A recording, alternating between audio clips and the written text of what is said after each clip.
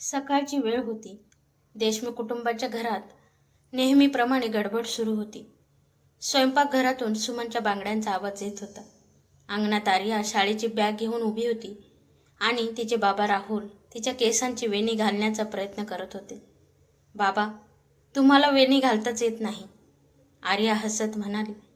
राहुलने मुद्दाम गंभीर चेहरा केला. मला सगळं येतं, फक्त तुझी वेणी थोडी वेगळी दिसते. सुमन स्वयंपाकघरातून हसत बाहेर आली. आहो, तिची वेणी आहे एकी पक्षाचं घरटं. आर्या आणि राहुल दोघेही हसू लागले. राहुल म्हणाला, तूच कर आता, माझी मुलगी माझ्यावर हसते. सुमनने आर्याची वेणी घालत विचारलं, आज गणिताची टेस्ट आहे ना? आर्याने चेहरा पाडला. हो, मला गणित अजिबात आवडत नाही. राहुल लगेच म्हणाला, अगं, माझी मुलगी कशालाही घाबरणार नाही, गणिताला तर अजिबात नाही. आर्या हसली. बाबा, तुम्ही माझ्यासोबत संध्याकाळी अभ्यास करणार ना? नक्की. राहुलने तिच्या डोक्यावरून हात फिरवला. सुमन हे दृश्य पाहत होती. तिच्या चेहऱ्यावर समाधान होतं. तिचं आयुष्य श्रीमंत नव्हतं, पण तिला तिचं छोटंसं कुटुंब जगातलं सर्वात श्रीमंत कुटुंब वाटत होतं. राहुल एका खाजगी कंपनीत काम करत होता. पगार फार मोठा नव्हता, पण तो मेहनती होता. सुमनही घरातील सगळी कामं मनापासून करायची. राहुलची आई शारदा थोडी कडक स्वभावाची होती. सासरे वसंतराव मात्र शांत स्वभावाचे. मोठा भाऊ महेश आणि त्याची पत्नी कविता यांच्यासोबतही घरात वरवर सगळं सुरळीत होतं. राहुल आणि सुमनचं मात्र स्वतःचं छोटंसं जग होतं. आर्या त्यांच्या आयुष्याचा केंद्रबिंदू होती. राहुल नेहमी म्हणायचा, सुमन, आपल्याकडे पैसा कमी असेल, पण आर्याला शिक्षणात कधी कमी पडू देऊ नकोस. सुमन हसायची. तुम्ही आधी तिच्या भविष्यासाठी पैसे साठवा, मग मोठ्या गोष्टी करा. राहुल म्हणायचा, मी सगळं करेन ग, माझ्या मुलीला मोठं करणार. त्या शब्दांवर सुमनचा पूर्ण विश्वास होता. त्या दिवशी राहुल ऑफिसला जाण्यासाठी तयार झाला. आर्याने धावत येऊन त्याला मिठी मारली. बाबा, आज लवकर या. का? मला गणिताचा अभ्यास करायचा आहे ना. राहुल हसला. ठीक आहे, आज ऑफिसमधून थेट घरी येईन. त्याने सुमनकडे पाहिलं. माझी वाट पाहू नकोस, उशीर झाला तर जेवून घे. सुमन म्हणाली. तुम्ही काळजी घ्या. राहुलने हात हलवला. संध्याकाळी भेटू. तो घराबाहेर पडला. सुमनला अजिबात कल्पना नव्हती की हे त्यांचं शेवटचं संध्याकाळी भेटू ठरणार होतं. दुपारची वेळ. सुमन स्वयंपाकघरात काम करत होती. आर्या शाळेतून अजून परतली नव्हती. तेवढ्यात तिचा फोन वाजला. अनोळखी नंबर. हॅलो. समोरून गंभीर आवाज आला. तुम्ही राहुल देशमुख यांच्या पत्नी बोलत आहात का? सुमनच्या मनात अचानक धडधड सुरू झाली. हो, काय झालं? त्यांचा रस्त्यात अपघात झाला आहे. त्यांना जवळच्या रुग्णालयात आणलं आहे. सुमनच्या हातातून फोन जवळजवळ निसटला. ते ठीक आहेत ना? समोरून काही क्षण शांतता. तुम्ही लवकर या. सुमन धावत शेजाऱ्यांकडे गेली. आर्या शाळेतून आली तेव्हा तिला फक्त एवढं सांगितलं, आईला बाबांकडे जायचं आहे. सुमन आणि आर्या रुग्णालयात पोहोचल्या. कॉरिडॉरमध्ये राहुलचे ऑफिसमधले काही सहकारी उभे होते. सुमनने त्यांना पाहताच विचारलं, राहुल कुठे आहे? कोणीही उत्तर दिलं नाही. तिची नजर डॉक्टरांकडे गेली. डॉक्टर, माझे पती. डॉक्टरांनी शांत आवाजात सांगितलं, आम्ही पूर्ण प्रयत्न केले. सुमनच्या चेहऱ्यावरचे भाव गोठले. नाही, पण त्यांना वाचवता आलं नाही. सुमनच्या पायाखालची जमीनच सरकली. ती भिंतीला टेकून खाली बसली. आर्या आईकडे पाहत होती. आई, बाबा कुठे आहेत? सुमनने मुलीला जवळ घेतलं. तिच्या डोळ्यातून अश्रू वाहत होते. ती काही बोलू शकत नव्हती. आर्या पुन्हा म्हणाली, आई, बाबा घरी कधी येणार? सुमनने तिला घट्ट मिठी मारली आणि त्या क्षणी तिच्या आयुष्याचा सर्वात मोठा आधार कायमचा निघून गेला होता. राहुलचं पार्थिव घरी आणलं गेलं. घरात आक्रोश सुरू झाला. शारदा आपल्या मुलाच्या पार्थिवाजवळ बसून रडत होत्या. वसंतराव स्तब्ध होते. महेश आणि कविता लोकांशी बोलत होते. सुमन मात्र राहुलच्या चेहऱ्याकडे पाहत बसली होती. तिला सतत त्याचे सकाळचे शब्द आठवत होते. संध्याकाळी भेटू. ती मनात म्हणाली, तुम्ही मला एकटीला सोडून का गेलात? आर्या तिच्या मांडीवर डोकं ठेवून रडत होती. आई, आता बाबा आपल्याला कधीच भेटणार नाहीत का? सुमनने डोळे मिटले. तिने मुलीला जवळ घेतलं. बाबा आपल्यासोबत नसतील, पण त्यांचं प्रेम कायम आपल्यासोबत असेल. दुसऱ्या दिवशी राहुलचे अंत्यसंस्कार झाले. लोक हळूहळू निघून गेली. संध्याकाळपर्यंत घर शांत झालं. सुमनला वाटलं आता कदाचित सासरचं कुटुंब तिच्या आणि आर्याच्या पाठीशी उभं राहील. पण रात्री शारदा तिच्या समोर आल्या. त्यांच्या चेहऱ्यावर दुःखाऐवजी कठोरपणा होता. सुमन, हो आई, उद्या सकाळी तुझं सामान बांध. सुमनला काहीच समजलं नाही. कशासाठी? शारदाने थंड आवाजात उत्तर दिलं, कारण राहुल आता या घरात नाही आणि त्याच्यासोबत तुझं या घरातलं नातंही संपलं. सुमनच्या डोळ्यात अश्रू आले. तिला अजूनही माहीत नव्हतं, राहुलच्या अंत्यसंस्कारानंतर तिच्या आयुष्यातला खरा संघर्ष आता सुरू होणार होता. शारदांचे शब्द ऐकून सुमन काही क्षण जागच्या जागी उभी राहिली. आई, तुम्ही काय म्हणालात? शारदा निर्विकारपणे म्हणाल्या, उद्या सकाळी तू आणि आर्या हे घर सोडणार. सुमनच्या डोळ्यातून अश्रू आले. पण राहुलला जाऊन आज 1च दिवस झाला आहे. मी कुठे जाऊ? हे तुझं तू बघ. पण माझं माहेरही नाही, आई बाबा दोघेही नाहीत. शारदा म्हणाल्या, मग तुझ्या नातेवाईकांकडे जा. सुमनने वसंतरावांकडे पाहिलं. बाबा, तुम्ही तरी काहीतरी बोला. वसंतरावांनी मान खाली घातली. सुमन, त्यांचा आवाज थरथरत होता, मला तुझी परिस्थिती समजते. मग मला घराबाहेर का काढताय? वसंतरावांकडे उत्तर नव्हतं. तेवढ्यात महेश आत आला. आई, एवढ्या रात्री हा विषय कशाला काढतेस? शारदा म्हणाल्या, उद्या उशीर व्हायला नको. सुमनने महेशकडे पाहिलं. दादा, तुम्ही तरी सांगा, राहुल गेल्यानंतर मी आणि आर्या कुठे जाणार? महेश काही क्षण गप्प राहिला. मग म्हणाला, सुमन, परिस्थिती कठीण आहे. हे घर बाबांच्या नावावर आहे. राहुल आता नाही. पुढे घराच्या जबाबदाऱ्या आम्हालाही पाहाव्या लागतील. सुमनच्या चेहऱ्यावर दुःख उमटलं. म्हणजे राहुल जिवंत होता तोपर्यंत मी तुमची जबाबदारी होते आणि तो गेला की मी ओझं झाले? महेश काहीच बोलला नाही. आर्या दाराजवळ उभी राहून सगळं ऐकत होती. तिने आईजवळ येऊन विचारलं, आई, आपण खरंच इथून जाणार आहोत? सुमनने मुलीला जवळ घेतलं. हो ग, पण बाबा म्हणायचे हे आपलं घर आहे म्हणून. हे ऐकून सुमनच्या डोळ्यातून अश्रू वाहू लागलं. ती म्हणाली, बाळा, जे घर आपलं म्हणत होते ते घर आपल्याला आपलं मानत नाही ग. आर्या काहीच बोलली नाही. तिने फक्त आईचा हात धरला. रात्रभर सुमनला झोप आली नाही. ती राहुलच्या कपाटासमोर बसली. त्याचे कपडे हातात घेतले. एका शर्टला अजूनही त्याचा परिचित सुगंध होता. सुमनच्या डोळ्यांसमोर लग्नाचा दिवस आला. राहुलने तेव्हा तिला सांगितलं होतं, सुमन, हे घर आता तुझं आहे. तू कधीच परकी होणार नाही. आज त्या शब्दांचा विचार करताना तिचं हृदय तुटत होतं. तिने राहुलचा फोटो हातात घेतला. तुम्ही मला घराचं वचन दिलं होतं, पण आज तुमच्याशिवाय हेच घर माझं राहिलं नाही. पहाट झाली. सुमनने एक छोटी बॅग काढली. आर्याचे काही कपडे ठेवले. शाळेची पुस्तकं ठेवली. स्वतःच्या 2 साड्या ठेवल्या. राहुलचा एक फोटो घेतला. बाकी सगळं तिथेच सोडलं. आर्या तिच्या शाळेच्या बॅगकडे पाहत होती. आई, माझी खेळणी. सुमन काही क्षण शांत राहिली.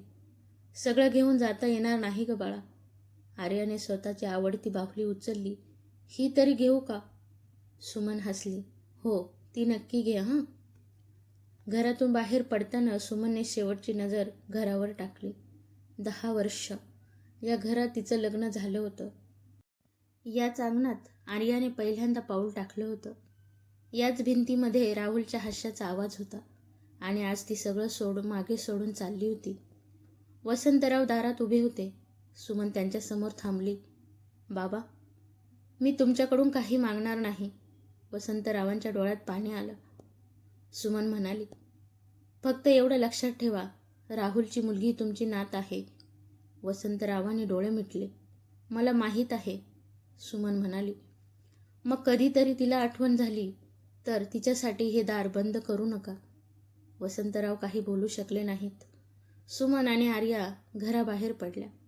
आर्या मागे वळून पाहत होती. आई, काय ग, आपण परत कधी येणार? सुमनने मुलीचा हात घट्ट पकडला. मला माहीत नाही. दोघी रस्त्यावर चालत राहिल्या. त्यांच्याकडे फक्त 2 बॅगा होत्या, पण त्यांच्या मनात दुःखाचं ओझं खूप मोठं होतं. शहरात सुमनची एक जुनी मैत्रीण राहत होती, मंदा.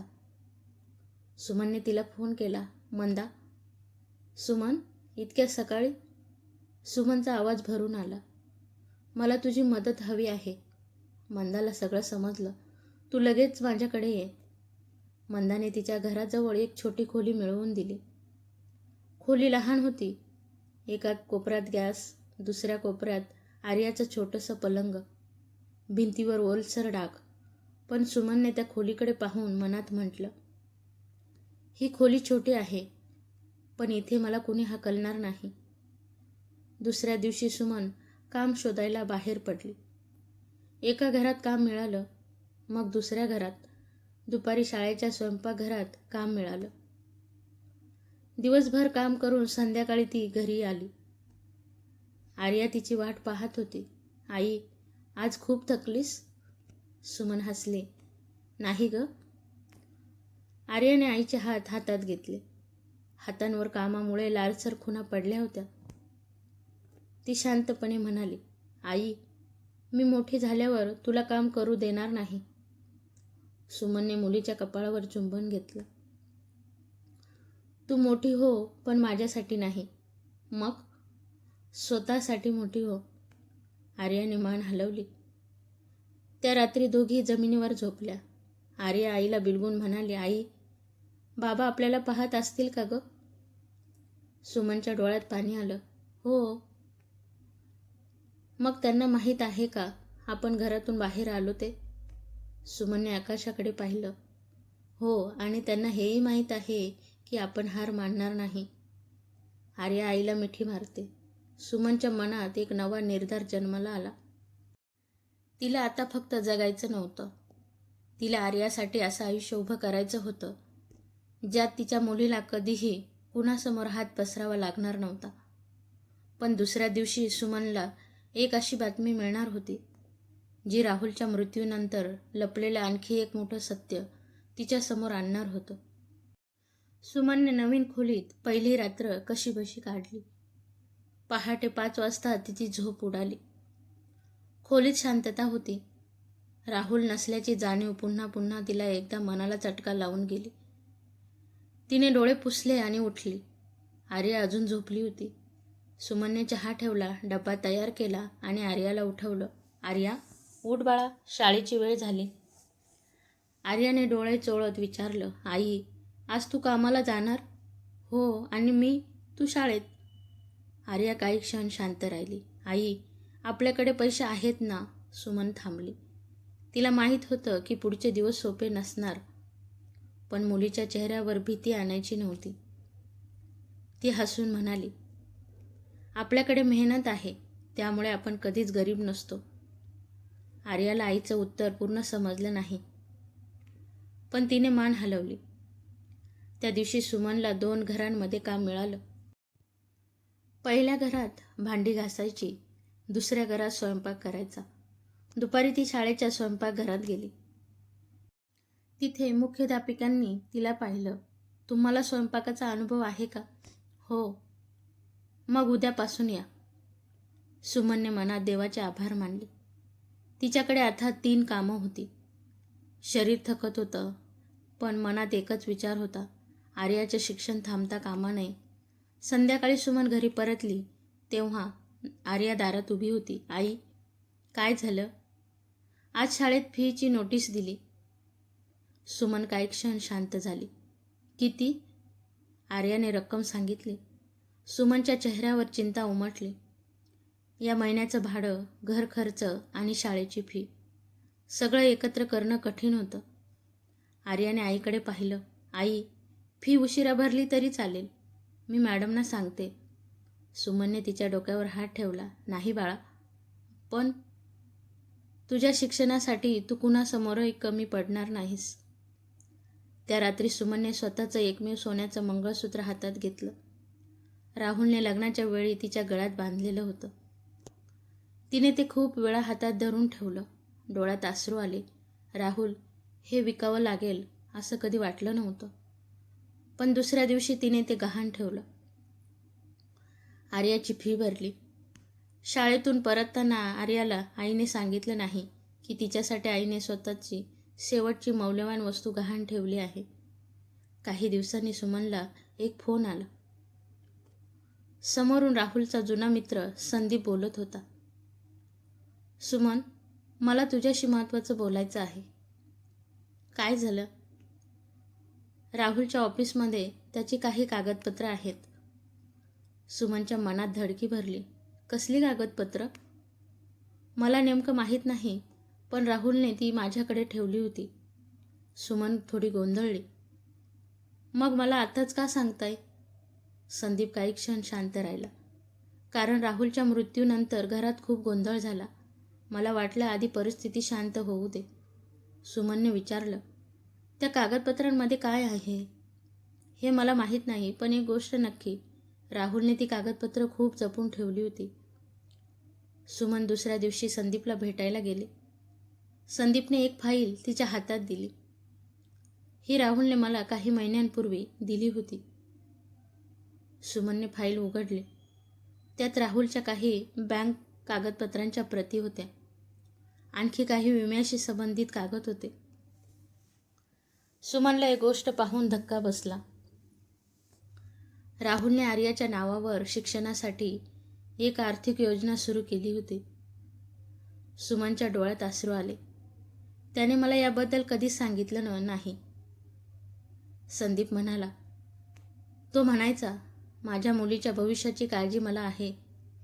सुमनने फाईल छातीशी धरली. पण फाईलच्या शेवटच्या पानावर एक कागद होता. त्यावर राहुलच्या स्वाक्षरीखाली एक महत्त्वाची नोंद होती. सुमनने ती वाचली. तिच्या चेहऱ्यावरचं दुःख अचानक आश्चर्यात बदललं. कारण त्यात लिहिलं होतं, राहुलने आर्याच्या भविष्यासाठी काही आर्थिक हक्क आणि व्यवस्था आधीच सुरक्षित करून ठेवली होती. पण त्या कागदावर आणखी एक नाव होतं, महेश. सुमन थबकले. महेश? संदीप म्हणाला. हो, कदाचित राहुलने त्याच्यावर विश्वास ठेवून काही जबाबदारी दिली असावी. सुमनच्या मनात प्रश्न निर्माण झाला. जर राहुलने आर्याच्या भविष्यासाठी व्यवस्था केली होती, तर मग महेशने तिला आणि आर्याला घरातून का काढलं? त्या रात्री सुमनने फाईल पुन्हा उघडली.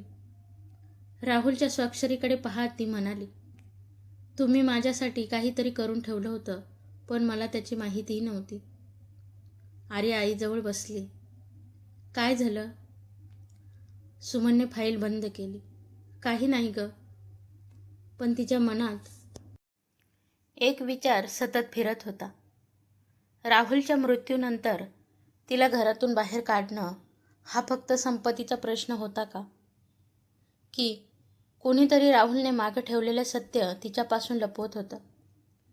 सुमनने ठरवलं ती सत्य शोधणार. पण त्यासाठी तिला पुन्हा त्या घराच्या दारावर जावं लागणार होतं, ज्या घरातून तिला आणि आर्याला अपमानाने बाहेर काढलं गेलं होतं. सुमनला त्या रात्री झोपच आली नाही. तिच्या डोळ्यांसमोर सतत राहुलचा चेहरा येत होता. फाईलमधला तो कागद तिने पुन्हा उघडला. राहुलने आर्याच्या भविष्यासाठी काही आर्थिक व्यवस्था केली होती. पण त्या व्यवस्थेची जबाबदारी महेशकडे का दिली होती? हा प्रश्न तिला सतावत होता. सकाळी आर्या उठली तेव्हा आई टेबलाजवळ बसून कागद पाहत होती. आई, तू एवढ्या सकाळी काय करतेस? सुमनने फाईल बंद केली. काही नाही ग. बाबांनी आपल्यासाठी काही ठेवलं होतं का? सुमन काही क्षण शांत राहिली. हो. आर्याच्या डोळ्यात चमक आली. काय ठेवलं बाबांनी? तुझ्या भविष्यासाठी काही पैसे आणि व्यवस्था केली होती. आर्या हसली. बाबांना माझी किती काळजी होती. हो ना. सुमनच्या डोळ्यात अश्रू आले. हो, खूप. पण तिच्या मनात दुसराच विचार सुरू होता. जर राहुलने एवढी व्यवस्था करून ठेवली होती तर महेशने आपल्याला घराबाहेर का काढलं? त्या दिवशी सुमनने संदीपला पुन्हा फोन केला. मला राहुलच्या ऑफिसमध्ये जायचं आहे. संदीप म्हणाला, मी येतो. दोघे ऑफिसमध्ये गेले. राहुल ज्या टेबलवर बसायचा तिथे अजूनही त्याचा फोटो ठेवलेला होता. सुमनने तो फोटो हातात घेतला. तिच्या डोळ्यात पाणी आलं. तो इथे बसून किती स्वप्न पाहत असेल. संदीप म्हणाला, हो, तो नेहमी आर्याबद्दल बोलायचा. ऑफिसच्या व्यवस्थापकाने सुमनला एक जुना संगणक आणि काही फाईल्स दाखवल्या. राहुलने काही कागदपत्र स्वतःच्या नावाने सुरक्षित ठेवली होती. सुमनने विचारलं, कशासाठी? त्यांनी सांगितलं होतं की योग्य वेळी त्यांच्या कुटुंबाला द्यायची. एक फाईल उघडण्यात आली. त्यात विम्याची कागदपत्र, बचतीचे तपशील आणि काही गुंतवणुकीचे कागद होते. सुमनला धक्काच बसला. राहुलने आपल्या पगारातून अनेक वर्ष थोडे थोडे पैसे बाजूला ठेवले होते. त्याने आर्याच्या शिक्षणासाठी एक मोठी रक्कम जमा केली होती. पण सगळ्यात महत्त्वाची गोष्ट शेवटी होती. एका कागदावर स्पष्ट लिहिलं होतं, माझ्या मृत्यूनंतर या रकमेचा उपयोग फक्त माझी पत्नी सुमन आणि मुलगी आर्या यांच्या भविष्यासाठी करण्यात यावा. सुमनने तो कागद हातात घेतला. तिचे हात थरथरत होते. मग हे महेशकडे का होतं? संदीपकडेही उत्तर नव्हतं. तेवढ्यात ऑफिसच्या जुन्या कर्मचाऱ्याने एक गोष्ट सांगितली. मॅडम, राहुल साहेबांनी मृत्यूच्या काही दिवस आधी महेशजींना ऑफिसमध्ये बोलावलं होतं. सुमन दचकली. कधी? अपघाताच्या साधारण आठवडाभर आधी. कशासाठी? मला माहीत नाही, पण दोघांमध्ये बराच वेळ चर्चा झाली होती. सुमनच्या मनात शंकेची पाल चुकचुकली. त्या दिवशी काही कागद तयार झाले होते का? कर्मचाऱ्याने विचार करून सांगितलं, हो, एक फाईल राहुल साहेबांनी महेशजींना दिली होती. सुमनचा श्वास थांबला. ती फाईल कुठे आहे? मला माहीत नाही. सुमन थेट घरी आली. आर्या अभ्यास करत होती. सुमनने काही न सांगता फोन हातात घेतला. तिने महेशला फोन केला. बराच वेळ फोन वाजत राहिला. शेवटी महेशने फोन उचलला. हॅलो दादा, मला राहुलच्या कागदपत्रांबद्दल बोलायचं आहे. महेश काही क्षण शांत राहिला. कुठली कागदपत्र? आर्याच्या भविष्यासाठी राहुलने केलेली आर्थिक व्यवस्था. महेशचा आवाज बदलला. तुला त्याबद्दल कोणी सांगितलं? राहुलच्या ऑफिसमधून मला कागद मिळाले. महेश गप्प झाला. सुमनने विचारलं, राहुलने तुम्हाला काही फाईल दिली होती का? काही सेकंद शांतता. मग महेश म्हणाला, हो. ती कुठे आहेत? माझ्याकडे. सुमनच्या डोळ्यात आश्चर्य उमटलं. मला ती पाहिजे. महेश म्हणाला, सुमन, आता त्या गोष्टी उकरून काढण्यात काही अर्थ नाही. अर्थ आहे दादा. राहुल गेला आहे, पण त्याने मागे ठेवलेला हक्क जिवंत आहे अजून. महेश काही बोलला नाही. सुमनने शेवटी सांगितलं, दादा, मला तुमच्याशी भांडायचं नाही. मला फक्त माझ्या मुलीचा हक्क हवा आहे. फोन कट झाला. आर्या आईकडे पाहत होती. आई, काका काय म्हणाले? सुमन तिच्याजवळ बसली. तुझ्या बाबांनी तुझ्यासाठी काहीतरी करून ठेवलं होतं. मग? ते आपल्याला मिळालं पाहिजे. आर्याने आईचा हात धरला. तू घाबरू नकोस आई. सुमन हलकसं हसली. आता मी घाबरत नाही बाळा. दुसऱ्या दिवशी सुमन पुन्हा त्या जुन्या घराच्या दारात उभी राहिली, ज्या घरातून तिला काही दिवसांपूर्वी हाकलण्यात आलं होतं. तिने बेल वाजवली. दार महेशने उघडलं. दोघे काही क्षण एकमेकांकडे पाहत राहिले. महेशच्या हातात एक फाईल होती. सुमनने ती पाहिली.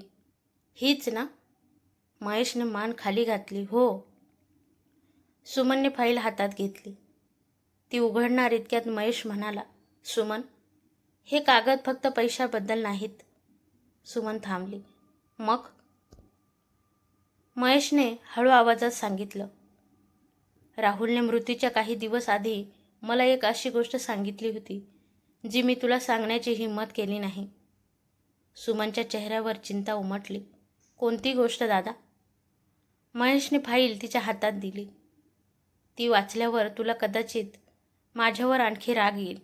सुमनने फाईल उघडली आणि पहिल्याच पानावर राहुलच्या हस्ताक्षरात लिहिलेलं एक वाक्य पाहून तिच्या डोळ्यात अश्रू आले. सुमनच्या हातातली फाईल थरथरत होती. पहिल्या पानावर राहुलच्या हस्ताक्षरात फक्त एकच वाक्य होतं. सुमन आणि आर्याला माझ्यानंतर कधीही पुन्हा पुढे हात पसरावा लागू नये. हे वाचता सुमनच्या डोळ्यातून अश्रू वाहू लागले. तिने कागद छातीशी धरला. राहुल. महेश शांत उभा होता. सुमनने त्याच्याकडे पाहिलं. तुम्हाला हे सगळं माहीत होतं? महेशने मान खाली घातली. हो. मग मला घरातून का काढलं? महेशकडे उत्तर नव्हतं. सुमनने फाईल पुढे उघडली. त्यात राहुलने अनेक वर्ष थोडे थोडे पैसे जमा केल्याचे पुरावे होते. आर्याच्या शिक्षणासाठी स्वतंत्र बचत, सुमनच्या नावावर विमा आणि सर्वात महत्त्वाचं त्यांच्या भविष्यासाठी एक मोठी आर्थिक व्यवस्था. सुमनच्या डोळ्यात अश्रू होते. राहुलने मला याबद्दल कधीच सांगितलं नाही. महेश म्हणाला. तो म्हणायचा, सुमनला सांगितलं तर ती पैसे खर्च करणार नाही. ती सगळं आर्यासाठी ठेवेल. सुमनच्या ओठांवर हलकंसं हसू आलं. ते खरंच आहे. मग ती पुन्हा गंभीर झाली. पण ही फाईल तुमच्याकडे का? महेश म्हणाला, राहुलने स्वतः मला दिली होती. कशासाठी? त्याला वाटत होतं की कदाचित त्याच्यासोबत काही अनपेक्षित झालं तर मी तुमची आणि आर्याची काळजी घेईन. सुमनच्या चेहऱ्यावर वेदना उमटल्या. आणि तुम्ही? महेशने डोळे खाली केले. मी माझं वचन पाळलं नाही. सुमन काही वेळ शांत राहिली. राहुलने तुमच्यावर इतका विश्वास ठेवला होता. हो ना? मग त्याच्या मृत्यूनंतर तुम्ही तो विश्वास का तोडला? महेशच्या डोळ्यात पश्चाताप होता. मी चुकीचा निर्णय घेतला. फक्त चुकीचा निर्णय नाही. महेश गप्प झाला. सुमनने कठोर आवाजात विचारलं, आईने मला घराबाहेर काढायला सांगितलं तेव्हा तुम्ही विरोध केला नाही? नाही.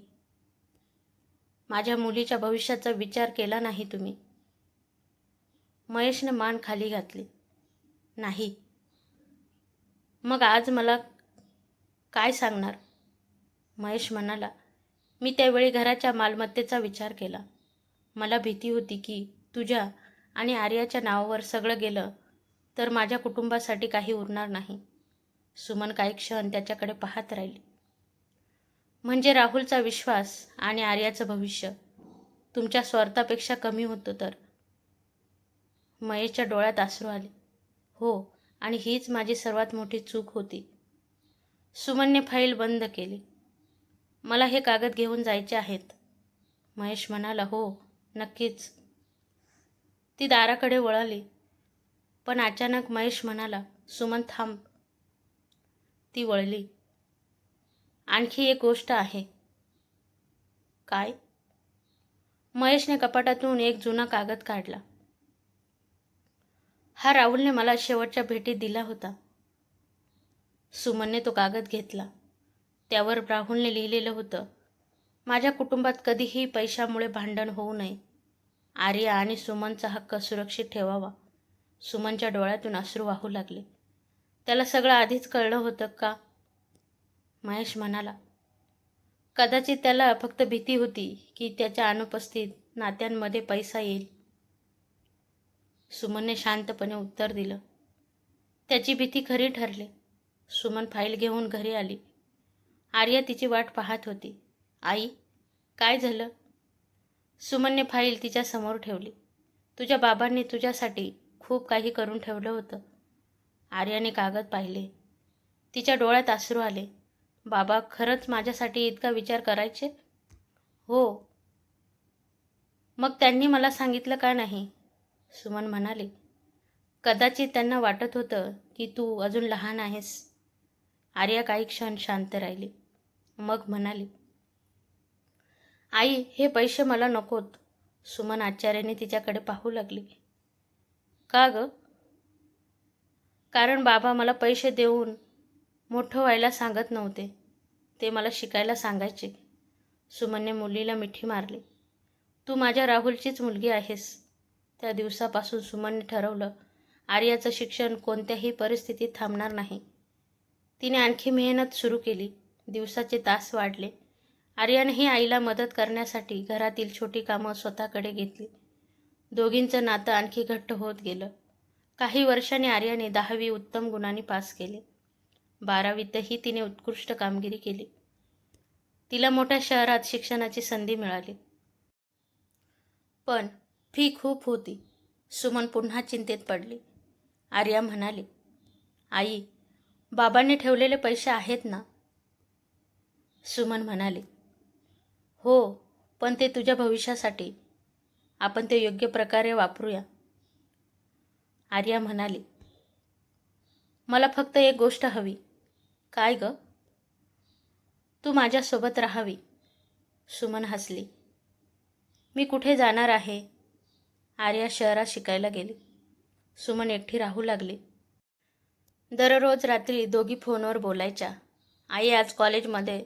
आई आज मला नवीन मित्र भेटले. आई आज मी पहिल्यांदा स्वतः स्वयंपाक केला.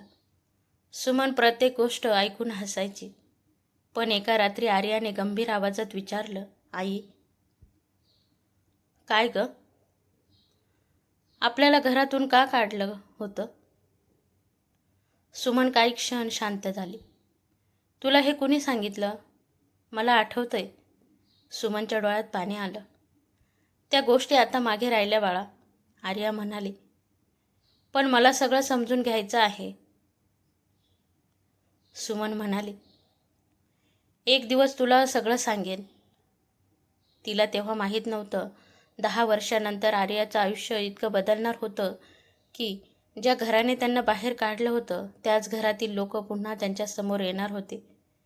आर्या मोठ्या शहरात शिक्षणासाठी गेल्यानंतर सुमनचं आयुष्य पुन्हा एकटं झालं. घरात शांतता होती. आर्याचा हसण्याचा आवाज नव्हता. संध्याकाळी कामावरून घरी आल्यावर सुमन नकळत मुलीला हाक मारायची, आर्या चहा घेणार का? मग तिलाच आठवायचं, आर्या आता इथे नव्हती. ती दूर शहरात आपल्या भविष्याची सुरुवात करत होती. सुमनने डोळे पुसले आणि स्वतःशीच म्हणाली, माझी मुलगी मोठी होत आहे. तिच्यासाठी मला मजबूत राहायचं आहे. आर्या कॉलेजमध्ये खूप मेहनत करत होती. तिच्या वर्गातील अनेक विद्यार्थ्यांकडे चांगल्या सुविधा होत्या. पण आर्याला प्रत्येक गोष्ट विचार करून वापरावी लागायची. तरीही तिने कधी आईकडे तक्रार केली नाही. एकदा सुमनने फोनवर विचारलं, पैशांची काही अडचण आहे का? आर्या लगेच म्हणाली, नाही आई, सगळं छान आहे. खरं तर त्या महिन्यात तिच्या फीबरोबरच हॉस्टेलचे काही अतिरिक्त पैसे बाकी होते. पण आर्याला माहीत होतं, आई कधी आधीच खूप काम करते. तिला आणखी चिंता द्यायची नव्हती.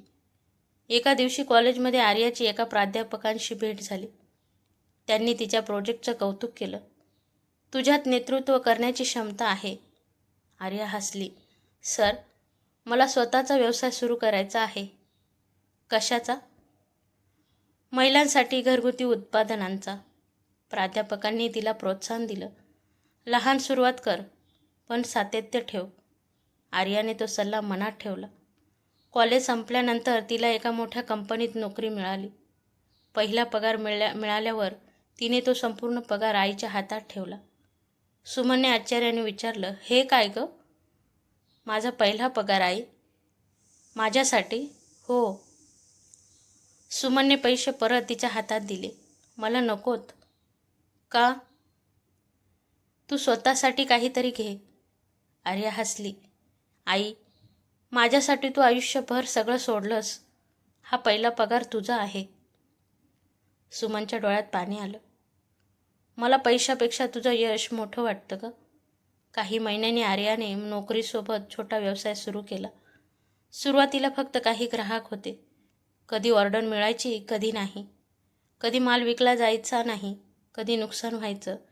एका रात्री आर्या खूप निराश झाली. तिने आईला फोन केला. आई, कदाचित माझ्याकडून हे होणार नाही. सुमनने शांतपणे विचारलं, का? खूप नुकसान झालं. मग? मला भीती वाटते ग. सुमन हसली. तुला माहीत आहे का, तुझ्या बाबांच्या मृत्यूनंतर मी पहिल्या दिवशी काय केलं होतं? काय? मी रडले. आर्या शांत झाली.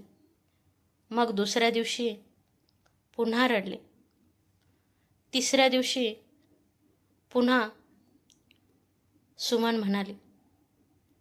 पण चौथ्या दिवशी मी कामाला गेले. आर्या काही बोलली नाही.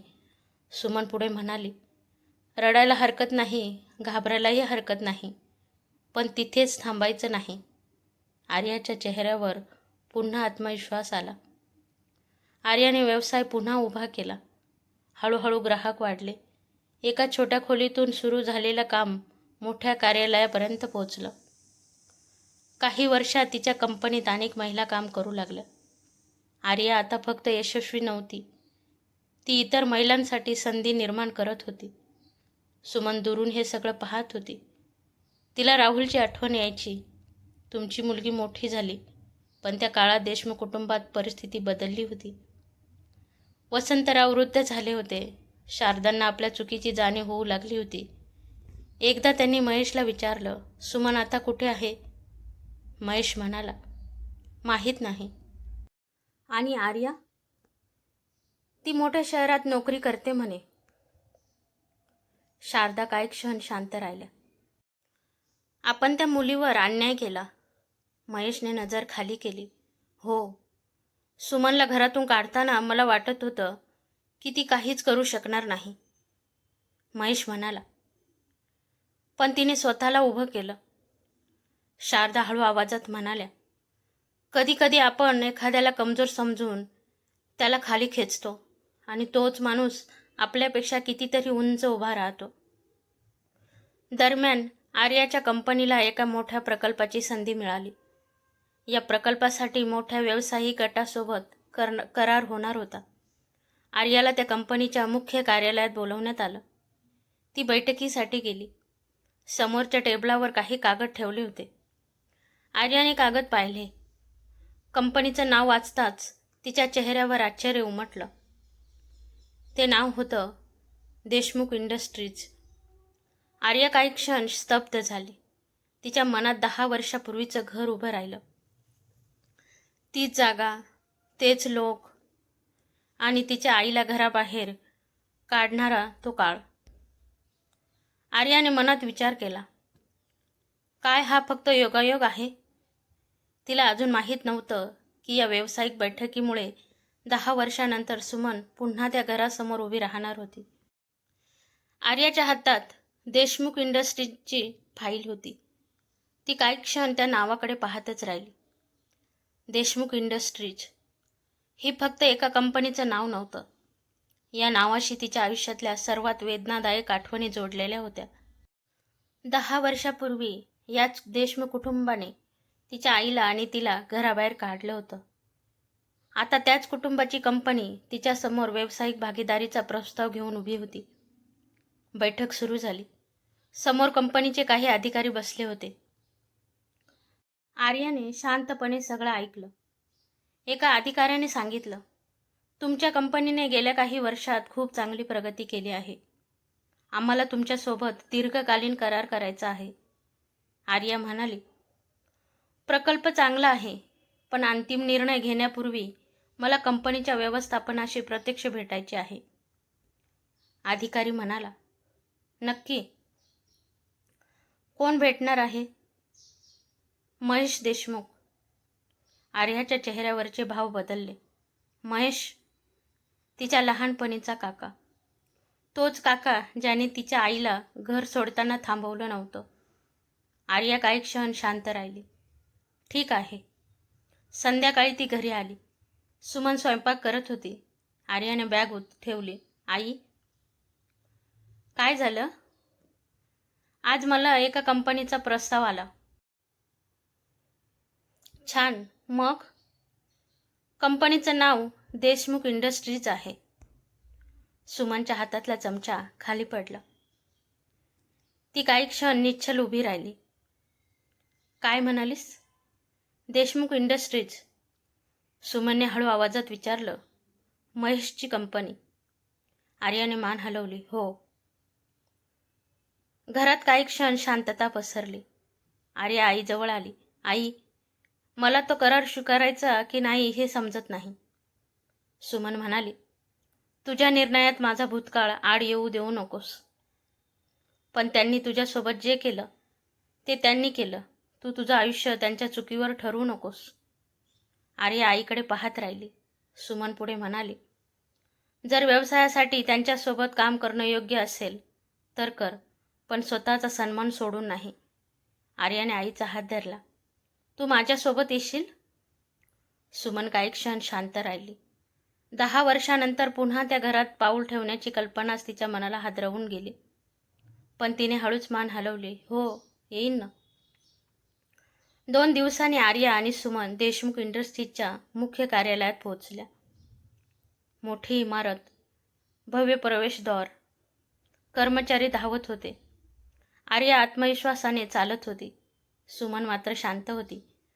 अचानक तिची नजर भिंतीवर लावलेल्या एका जुन्या फोटोवर पडली. तो फोटो होता राहुलचा. सुमन थांबली. तिच्या डोळ्यात अश्रू आले. राहुल? आर्याने आईचा हात पकडला. आई. सुमनने डोळे पुसले. मी ठीक आहे. काही वेळाने त्यांना बैठकीच्या खोलीत नेण्यात आलं. दरवाजा उघडला. समोर महेश उभा होता. त्याने आधी आर्याकडे पाहिलं, मग सुमनकडे. त्याच्या चेहऱ्यावरचा रंगच बदलला. सुमन? सुमन शांतपणे उभी होती. महेशच्या डोळ्यात पाणी आलं. तू? सुमनने फक्त एवढंच म्हटलं. 10 वर्षे झाली. महेशला काही बोलता आलं नाही. आर्या टेबलाजवळ बसली. आपण व्यवसायाबद्दल बोलूया. महेशने स्वतःला सावरलं. हो.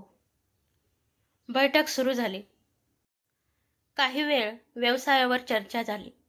आर्याने स्पष्ट अटी मांडल्या. सर्व व्यवहार पारदर्शक असतील. कर्मचाऱ्यांशी अन्याय होणार नाही आणि करारात कोणताही वैयक्तिक हस्तक्षेप होणार नाही. महेश तिचं बोलणं ऐकत होता. त्याला अचानक राहुलची आठवण झाली. राहुलही निर्णय घेताना असं शांत आणि स्पष्ट बोलायचा. महेशच्या मनात विचार आला, ही खरंच राहुलचीच मुलगी आहे? बैठक संपली. महेशने सुमनकडे पाहिलं. तुझ्याशी थोडं एकट्याने बोलू शकतो का? आर्या आईकडे पाहू लागली.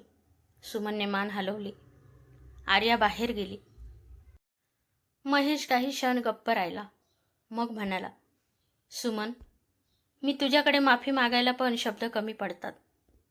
सुमन शांत होती. त्या दिवशी तू घरातून बाहेर पडलीस आणि मी तुला थांबवलं नाही. हो. राहुलने माझ्यावर विश्वास ठेवला नव्हता. हो. मी तो विश्वास तोडला. सुमनने शांतपणे विचारलं. आज तुम्हाला त्याची जाणीव का झाली? महेशच्या डोळ्यात पाणी आलं. कारण गेल्या 10 वर्षात मला समजलं की घर मोठं असलं म्हणून माणूस मोठा होत नाही. सुमन काही बोलली नाही. महेश म्हणाला, आर्याने जे मिळवलं आहे ते पाहून मला अभिमान वाटतो आणि लाजही वाटते. सुमनने त्याच्याकडे पाहिलं. मी तुम्हाला माफ केलं आहे. महेश आश्चर्याने तिच्याकडे पाहू लागला. खरंच? हो. मग तू परत घरी येशील? सुमनच्या चेहऱ्यावर हलकंसं स्मित आलं. माफी म्हणजे भूतकाळ विसरणं नाही. महेश गप्प झाला. मी तुमच्यावर राग धरून जगले नाही, पण मी माझं आयुष्य मागेही नेणार नाही. तेवढ्यात बाहेरून आवाज आला. आई. आर्या आत आली. तिच्या चेहऱ्यावर चिंता होती. काय झालं? आर्या म्हणाली, आजोबांची तब्येत अचानक बिघडली आहे. सुमन दचकली. बाबांची? आर्याने मान हलवली. महेश म्हणाला, त्यांना हॉस्पिटलमध्ये नेलं आहे. सुमन काही क्षण स्तब्ध झाली. 10 वर्षे तिने त्या घराकडे पाठ फिरवली होती. पण आज तिच्यासमोर पुन्हा एकदा त्या घराशी जोडलेलं नातं उभं राहिलं होतं. आणि तिला माहीत नव्हतं की वसंतराव तिला भेटल्यावर 10 वर्षापासून मनात दडवून ठेवलेले एक सत्य तिच्यासमोर सांगणार होते. वसंतरावांना रुग्णालयात दाखल केल्याचं समजताच सुमन काही क्षण शांत उभी राहिली. तिच्या मनात अनेक आठवणी जाग्या झाल्या. 10 वर्षापूर्वी घरातून बाहेर पडताना ती शेवटची व्यक्ती म्हणून वसंतरावांकडे पाहून गेली होती. त्यावेळी त्यांच्या डोळ्यात अश्रू होते, पण त्यांनी तिला थांबवलं नव्हतं. आज पुन्हा त्याच व्यक्तीची तब्येत बिघडली होती. आर्याने आईचा हात धरला. आई, आपण हॉस्पिटलमध्ये जाऊया. सुमनने हळूच मान हलवली. हॉस्पिटलमध्ये पोहोचल्यावर महेश त्यांना वसंतरावांच्या खोलीत घेऊन गेला. वसंतराव बेडवर शांत पडले होते. सुमनला पाहताच त्यांच्या डोळ्यात पाणी आलं. सुमन? सुमन काही क्षण त्यांच्या जवळ उभी राहिली. बाबा. हा शब्द तिच्या तोंडून 10 वर्षांनी बाहेर पडला. वसंतरावांनी तिचा हात पकडला. तू मला अजून बाबा म्हणतेस? सुमनच्या डोळ्यात अश्रू आले. नातं संपवण्याचा निर्णय माझा नव्हता. वसंतरावांनी डोळे मिटले. मला माहीत आहे. आर्या त्यांच्या जवळ गेली. आजोबा. वसंतरावांनी तिच्याकडे पाहिलं. त्यांच्या चेहऱ्यावर दुःख आणि आनंद दोन्हीही होते. आर्या, तू किती मोठी झालीस? आर्या हसण्याचा प्रयत्न करत म्हणाली. तुम्हाला माझी आठवण होती? वसंतरावांच्या डोळ्यात अश्रू आले. दररोज. मग तुम्ही आम्हाला कधी भेटायला आला नाहीत? हा प्रश्न ऐकून वसंतराव गप्प झाले. महेशनेही नजर खाली केली. काही क्षणांनी वसंतराव म्हणाले, कारण मी घाबरलो होतो. आर्या चकित झाली. कशाला? वसंतरावांनी सुमनकडे पाहिलं. माझ्या स्वतःच्या घराला. सुमन शांतपणे विचारू लागली. बाबा, त्या दिवशी तुम्ही मला थांबवलं का नाही? वसंतरावांच्या डोळ्यात अश्रू आले. मी थांबवणार होतो. मग? शारदा आणि महेशने मला सांगितलं की राहुलने काही आर्थिक कर्ज ठेवले आहेत. घरावर त्याचा परिणाम होईल. ते म्हणाले की तू आणि आर्या इथे राहिलात तर पुढे मोठा वाद होईल. सुमन स्तब्ध झाली. म्हणजे? मला पूर्ण सत्य माहीत नव्हतं. महेशने डोळे मिटले. सुमनने त्याच्याकडे पाहिलं. महेश? महेशने हळू आवाजात सांगितलं. हो, मी त्यावेळी बाबांना पूर्ण सत्य सांगितलं नव्हतं. सुमनच्या चेहऱ्यावर वेदना उमटल्या. महेश पुढे म्हणाला, राहुलने तुझ्यासाठी आणि आर्यासाठी आर्थिक व्यवस्था करून ठेवली होती, पण त्याचवेळी व्यवसायात काही अडचणी होत्या. मला भीती वाटली की सगळं सांभाळणं कठीण होईल. सुमन म्हणाली. म्हणून तुम्ही मला घराबाहेर काढलं? महेशने मान खाली घातली. हो. आणि बाबांना चुकीची माहिती दिली. हो. वसंतरावांच्या डोळ्यात अश्रू आले. मला सत्य उशिरा कळालं. सुमन काही क्षण शांत राहिली. तिच्या मनात 10 वर्षाचं दुःख होतं. पण आज पहिल्यांदा तिला त्या दिवसामागचं पूर्ण सत्य समजत होतं. वसंतरावांनी उशी खालून एक जुनी डायरी काढली. ही राहुलची आहे. सुमनच्या डोळ्यात आश्चर्य उमटलं. राहुलची? हो. त्याच्या मृत्यूनंतर मला ही मिळाली, पण मी ती तुला देण्याची हिंमत केली नाही. सुमनने डायरी हातात घेतली. तिने पहिलं पान उघडलं. राहुलच्या हस्ताक्षरात तारीख होती. अपघाताच्या 3 दिवस आधीची. सुमनच्या हातांना कंप सुटला. तिने पुढचं पान वाचलं. त्यात राहुलने लिहिलं होतं की त्याला आपल्या कुटुंबाबद्दल काही चिंता होती. त्याला भीती होती की त्याच्यानंतर सुमन आणि आर्याला आधार मिळणार नाही.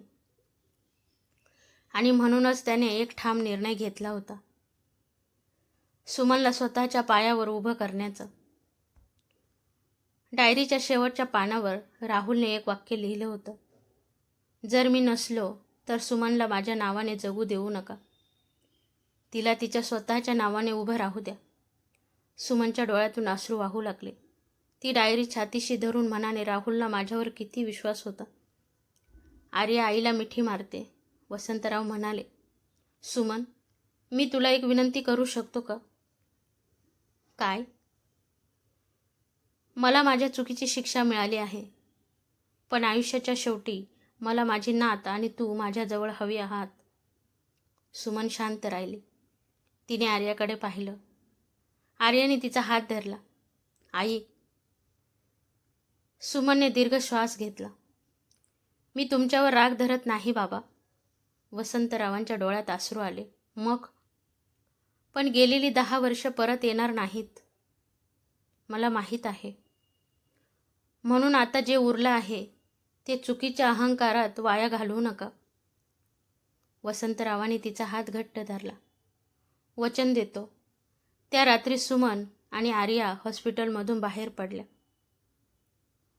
गाडीत बसताना आर्या आईला म्हणाली, आई, आज मला समजलं, तू आम्हाला फक्त वाढवलं नाहीस. सुमनने विचारलं, मग? आर्या म्हणाली, तू आम्हाला पुन्हा जन्म दिलास.